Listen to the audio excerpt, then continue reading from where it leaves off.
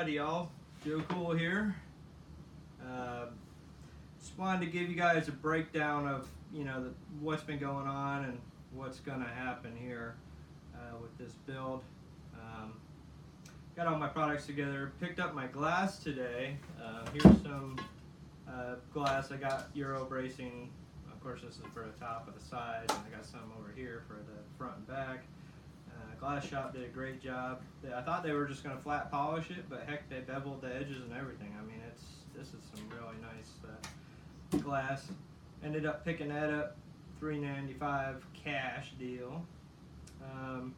Believe it or not, these two strips, because that one's 72 inches, and this one costs almost as much as the two panels of glass. The two 28 by 48 pieces of glass were just over $200.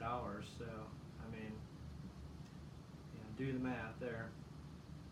But anyways, what I have done so far is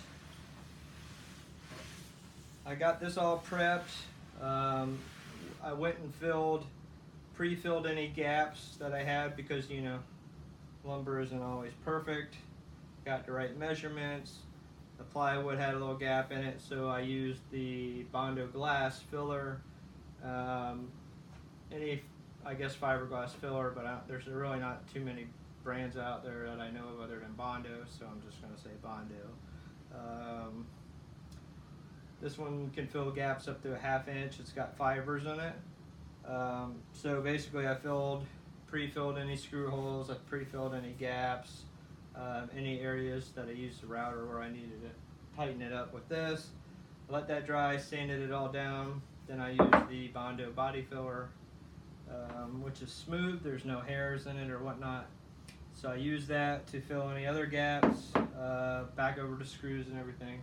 I also use that on the sump to fill in where I used the trim screws to put all the panels together, and areas where I thought that there was a little bit of chipping in the plywood or whatnot, because I cut all that, believe it or not, with a skill saw. I mean, I had the two pieces ripped down to 48 by 24, but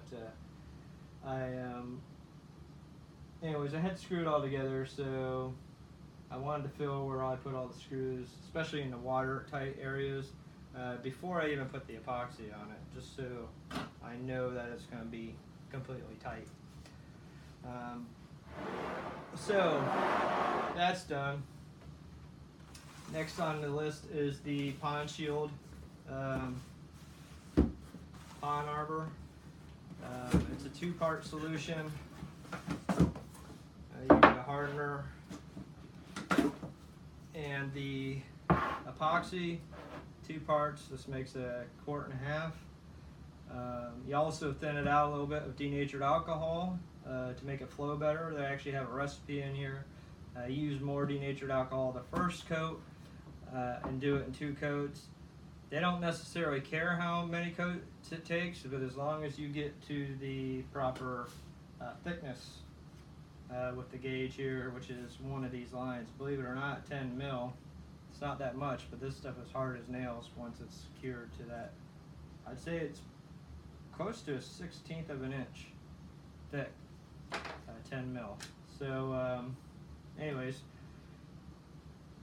I got this through an online resource because it's not locally available, and they forgot to add in the instructions, which doesn't seem like much because everything's online, but it actually gives you the recipe for mixing and tells you whether or not you can use tells you to use denatured alcohol or use something else. So I didn't have that, and I didn't have the thickness gauge. So I called them, and they said, "All right, well, what do you want to do?" I said, "Well, I want to, you can replace the product and send me one that has make sure it has the paperwork in it, and I'll be fine because then I'll know what to do."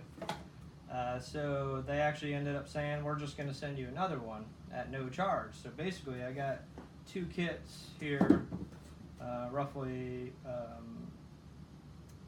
it's 120 square feet. Those 2 kits will cover. Each one will cover 60 square feet at 10 mil. So this is what is this? This is 24 square feet, the top of this. So obviously I'm not going to If you attempt to do this, just mix like a quarter batch, see how far it goes, half a batch, you know.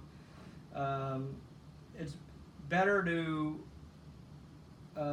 mix smaller batches and then have to mix more than have too much, because then you're wasting it, possibly for a second coat, third coat, or fourth coat, depending on how thin the layers are you're going to put on there. But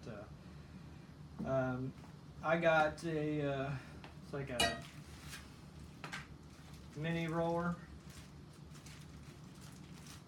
We call them zipper rollers or whatnot. This one is a premium shedless one. Yes, I know it's 3/8 and it's got some texture to it. Unfortunately, I wanted like a 1/4 inch or an 1/8 inch that was shedless, but you know, that supply house didn't have them. So you're gonna want to also pick up, you know, extra rollers, rolling a tray, and then these. Oh, losing the video. Rolling out on you. Are we back yet? Woo! Video difficulties. All right. Come on. Filming this with an iPad, so of course it's making life. Bear with me now. This was working so perfect a minute ago. I really get going and then it wants to take a dive on me. Come on.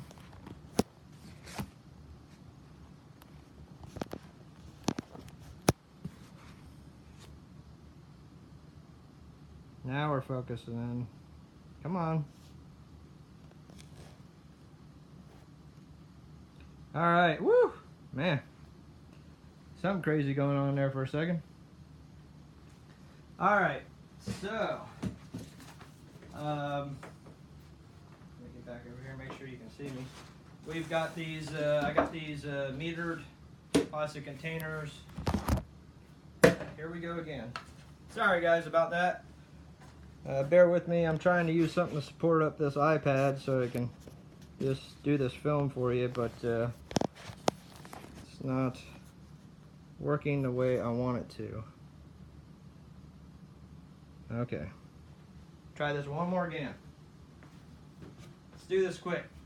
Alright, so got these metered containers. Has half quart, perfect for what we're going to do. Mix the epoxy in this and then pour it into a tray. Don't mix, keep it in here. You know, pour this in the tray.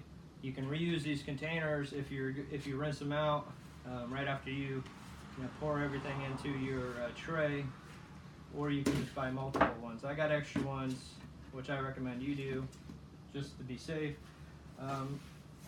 One of the requirements also for this, we're slipping down again.